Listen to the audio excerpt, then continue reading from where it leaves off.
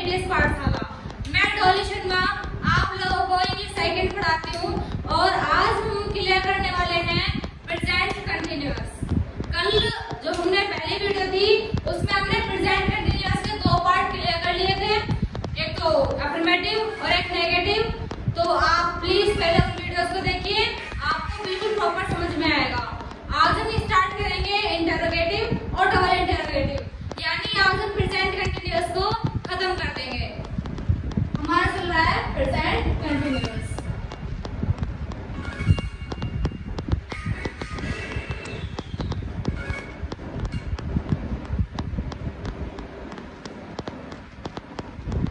इसमें आज जो हम करेंगे वो है इंटरोगेटिव।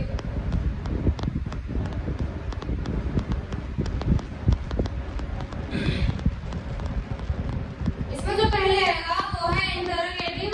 हमने पहले अफर्मेटिव और नेगेटिव क्लियर कर लिया था, हम आज जो करेंगे वो इंटरोगेटिव क्लियर करेंगे। सबसे पहले देखेंगे इसकी पहचान। नॉर्मल सी बात है कि जब भी कोई नया सेंटेंस या नया पार्ट स्टार्ट होता है सबसे पहले उसकी पहचान देखनी होती है। तो इसको देख लेते हैं।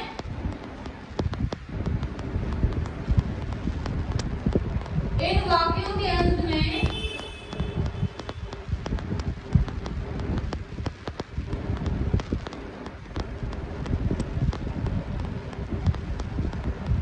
रहा है, रही है,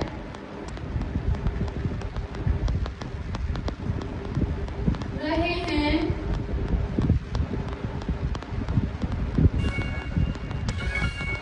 आदि शब्द आते हैं। ये तो मुझे लग रहा है कि आप सभी लोगों के रट चुका होगा, क्योंकि बस थोड़ा सा ही डिफरेंस है। जैसे कि हमने प्रेजेंट इंडेफिनिट में पढ़ा था कि वाक्यों के अंत में ता है, ती है, ते है, रहते हैं, और प्रेजेंट कंटिन्यूअस में पढ़ रहे हैं कि वाक्यों के अंत में रहा है, रही है, रहे हैं शब्द आते हैं। ये तो मैंने आपको इतनी बार बोला हुआ है कि इसे बिल्कुल रट लीजिए, कुछ भी हो इसे बिल्कुल रट्टा मार लीजिए, बिल्कुल। अब इंटरोगेटिव में तो उसकी पहचान में थोड़ी अलग होनी चाहिए, जैसे कि वाक्य के शुरुआत में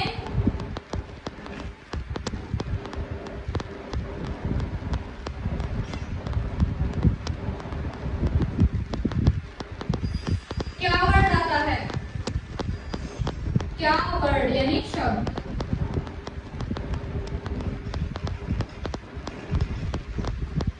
आता है।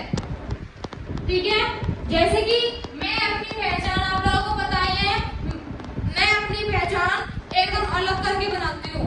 बुक तक जहां भी है बुक तक दिया होगा यहाँ तक कि जिन वाक्यों के अंत में रहा है, रही है, रहे हैं शब्द आते हैं उन्हें हम प्रेजेंट कंटिन्यूअस शब्द कहते हैं। लेकिन आगे है कि प्रेजेंट कंटिन्यूअस में पार्ट्स हैं, उनका पता कैसे चलेगा? तो आप देखिए कि वाक्यों की शुरुआत में क्या शब्द आता है। वाक्य के स्टार्टिंग में यानी क्वेश्चन के स्टार्टिंग में क्या वर्ड आएगा, क्या उससे पता चल जाएगा कि प्रेजेंट कंटिन्यूअस का इंटरोगेटिव है। फॉर एग्जांपल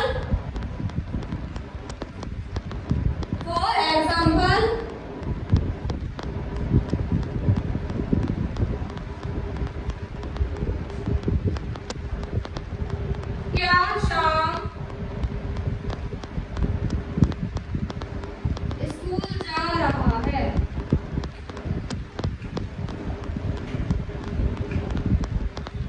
नॉर्मल सा है कि स्टार्टिंग में क्या आना चाहिए, क्या वर्ड आना चाहिए।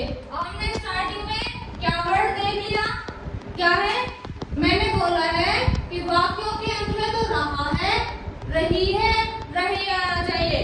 तो वाक्य है, वाक्यों के अंत में क्या आ रहा है, रहा है आ रहा है, वाक्यों के अंत में रहा है। ठीक है, उसके बाद है कि वाक्यों के शुरुआत में क्या क्या शब्द आना चाहिए। ठीक है, दोबारा क्या किस चीज किस चीज का हुआ? प्रेजेंट कंटिन्यूअस के इंटेरोगेटिव का। ठीक है, क्योंकि पहचान के हिसाब से बिल्कुल फिक्स है कि लास्ट में यानी अंत में रहा है आ रहा है और स्टार्टिंग में क्या आ रहा है। ठीक है, अब इसका एक बार टू देख लेते हैं।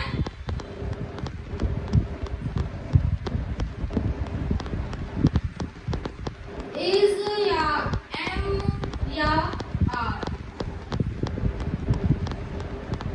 Subject plus verb ING plus object. देखिए is am are plus subject plus verb ING plus object, ये क्या हुआ हमारा रूल। अब एक बार इस एग्जांपल को फिट करके देख लेते हैं कि रूल बना है या हमने बनाया है। स्टार्टिंग में क्या है? क्या। इसमें मीनिंग बिल्कुल मत लगा देना, अभी क्या की जगह व्हाट लिख दो, नहीं, ऐसा कभी नहीं करना, गलत हो जाएगा। स्टार्टिंग में क्या लिखा है? इज या एम या फिर आर। मैंने आप लोगों को पहले नोट लिखवाया था कि आई के साथ एम,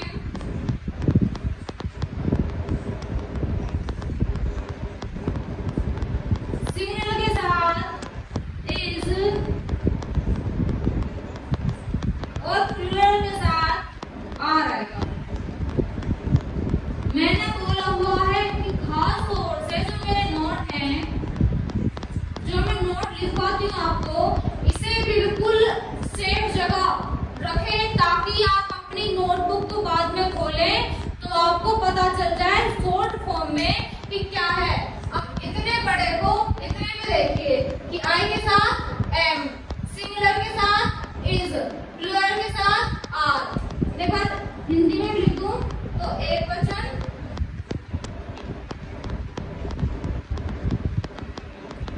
और प्लूरल बहुवचन। ठीक है, अब एग्जांपल में आ जाते हैं। पहले में है क्या। अब इसमें एम तो यूज होने से रहा क्योंकि उसके आगे क्या है? शाम। शाम आएगा तो आएगा नहीं, तो एम तो यूज होने से रहा, बिल्कुल भी एम तो यूज होगा नहीं। ठीक है, बात आती है इज की। इज किसके साथ है? सिंगुलर यानी एक वचन। शाम कैसा है? सिंगुलर है या प्लूरल है? शाम सिंगुलर है या प्लूरल है? एक वचन है या बहुवचन है? एक वचन है, तो क्या लगेगा? इज। तो स्टार्टिंग में इज, उसके बाद देखिए सब्जेक्ट, इसके बाद सब्जेक्ट। मैं आपको सब्जेक्ट बता चुकी हूँ कि जो कार्य को करता है वो सब्जेक्ट होता है, जो कार्य को करता है वो सब्जेक्ट होता है। इसके बाद वर्ब। वर्ब क्या है? जो कार्य करा गया है वो होती है वर्ब। वर्ब के साथ आईएनजी, वर्ब के साथ आईएनजी। उसके बाद ऑब्जेक्ट, जो कुछ बचा हुआ है वो है ऑब्जेक्ट। समझ में आ गया? पक्का? अभी दो एग्जांपल लेते हैं। अभी तो स्क्वायर का करा, एक प्लूरल का, और उसके बाद देखेंगे फिर कितना समझ में आता है आपको। रूल को रहने देते हैं ताकि आपको और अच्छे से समझ में आ जाए और अच्छे से आप उसे समझ सको।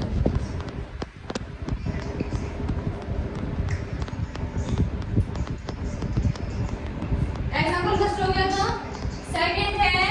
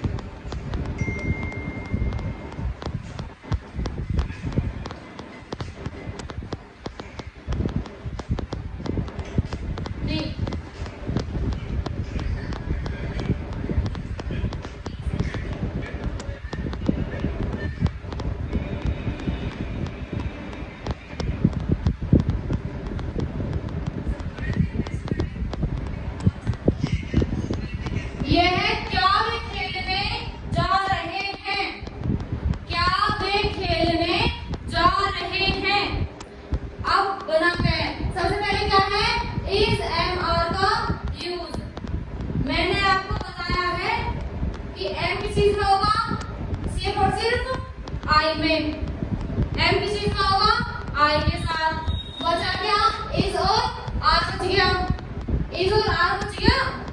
अब इसकी चीज में हो जाएगा सिंगुलर में, यानी एक वचन। बचा क्या? आर।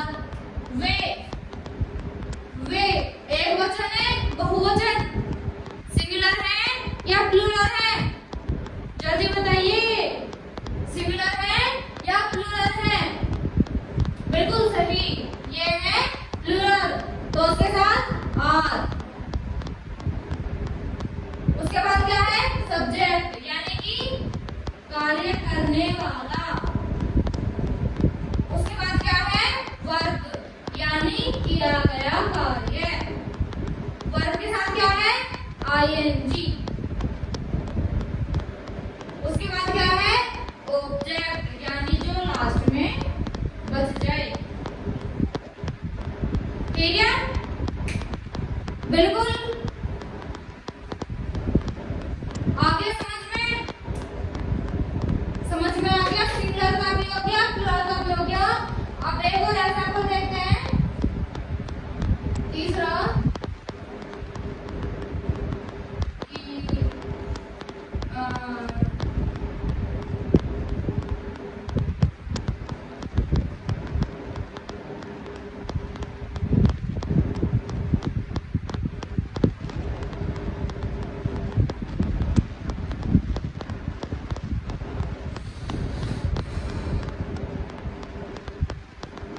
ठीक है, तो एक एग्जांपल देखते हैं। पिताजी दफ्तर जा रहे हैं। अब एक बार आप इसे बना के देखिए, जल्दी जल्दी जल्दी। रूल आपके सामने है, क्वेश्चन आपके सामने है, एक बना हुआ भी आपके सामने है, तो ट्राई करिए कि सही बना रहे हैं नहीं। आप अपनी कॉपी में बनाइए, मैं आपको यहाँ पर बना के दिखा रही हूँ, फिर मैच करना कि सही बना है या नहीं बना। पहले है स्टार्टिंग में क्या क्या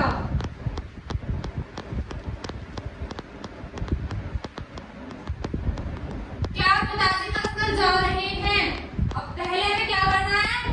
इज, एम या फिर आर का यूज करना है।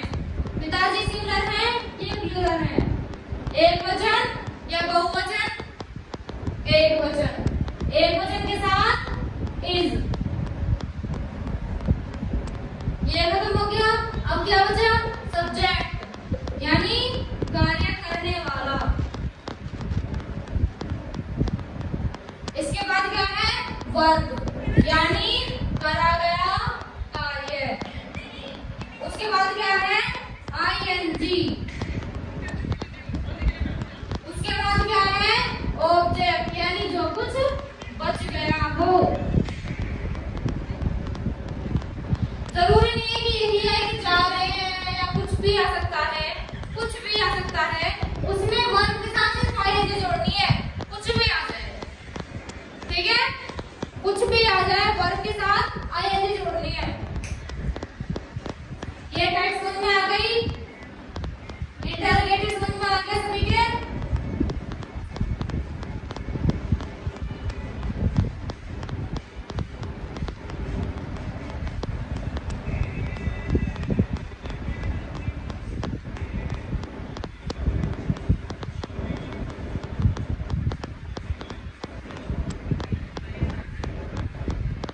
Interrogative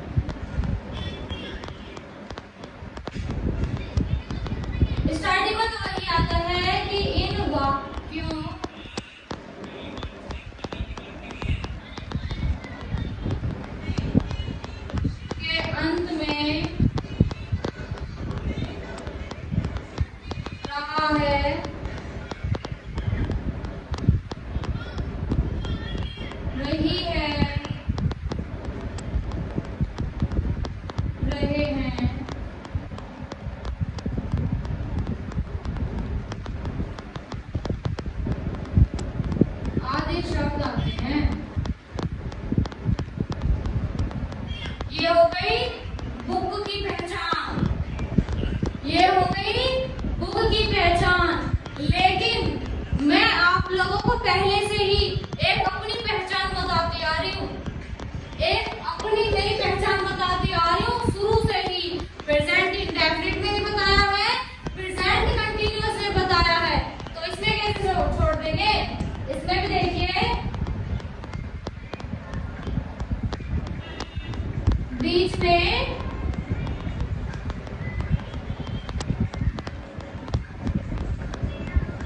question word.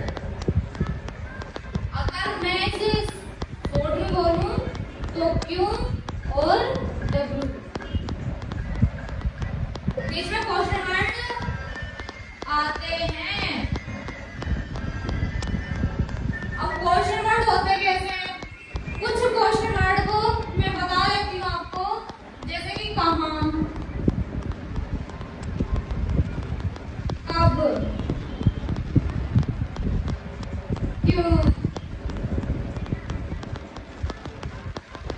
कैसे।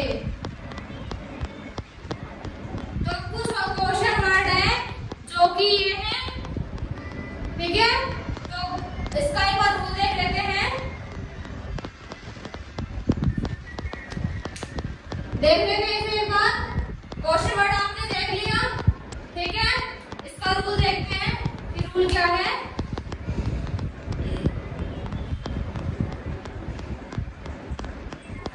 क्वेश्चन वर्ड प्लस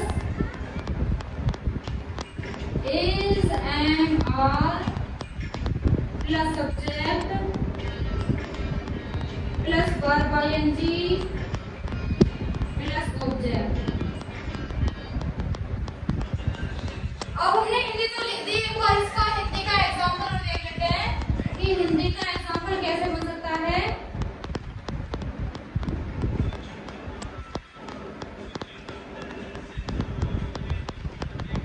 माता जी खाना क्यों बना रही है, ठीक है। रूल पहचान, पहचान आपके सामने है, एग्जाम्पल आपके सामने है, रूल आपके सामने है। देखिए एक बार, वाक्यों के अंत में रहा है, रही है, रही है, ठीक है। बीच में क्वेश्चन वर्ड क्यू डब्ल्यू, बीच में क्वेश्चन वर्ड क्यू डब्ल्यू। ऐसा अब रूल के साथ इंग्लिश में एग्जांपल देख लेते हैं इसका। शुरू में क्या है? क्वेश्चन वर्ड, क्या आया? क्यों, क्योंकि क्या होती है? व्हाई। उसके बाद वही इज एम आर का यूज करना है। तो बताइए क्या लगाऊं? अगर मैं इज लगा दूं तो कोई प्रॉब्लम नहीं होनी चाहिए, क्योंकि माता जी सिंगुलर है और इज सिंगल में यूज होता है, ठीक है। उसके बाद सब्जेक्ट यानी कार्य करने वाला, उसके बाद वर्ब यानी एम ए के ई। अब अगर मैं इसमें आई एन जी लगाऊं तो मैं ई को हटा दूंगी। अगर मैं मैक में आईएनजी लगाऊं तो मैं ई को हटा दूंगी। क्यों? क्योंकि दो वोवेल एक साथ नहीं आ सकते। एम ए के आई एन जी मेकिंग, ठीक है। इस बात को याद रखना कि अगर ई और आई एक साथ आ रहे हैं तो ई को हटाना पड़ेगा। मेकिंग द फूड, ठीक है। एक लास्ट एग्जांपल के साथ इस टॉपिक को भी क्लियर करते हैं।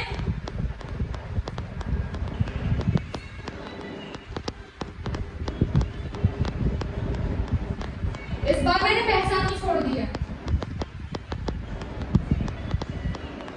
क्योंकि इसके बाद आप एक एग्जांपल खुद बनाने वाले हो।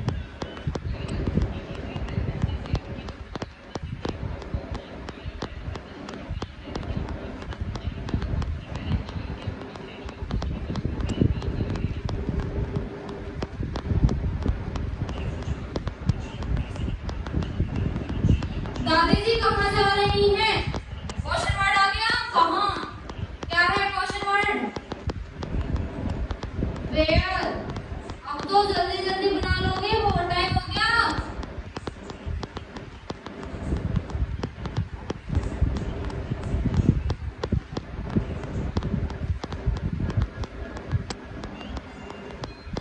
बन गया। एक बार समझ लीजिए, क्वेश्चन वर्ड हेल्पिंग वर्ब यानी इज, एम या फिर आर, उसके बाद सब्जेक्ट, फिर वर्ब आईएनजी। अगर ऑब्जेक्ट ना हो तो यहीं पर छोड़ देना, लेकिन जो कार्य करा गया है उसमें आईएनजी जरूर लगा देना, ठीक है। तो वर्ब आईएनजी, ऑब्जेक्ट हमारे पास था नहीं तो हमने लिखा भी नहीं, ठीक है। अब एक लास्ट एग्जांपल जो कल आपको करना है, एक लास्ट एग्जांपल जो कल आपको करना है।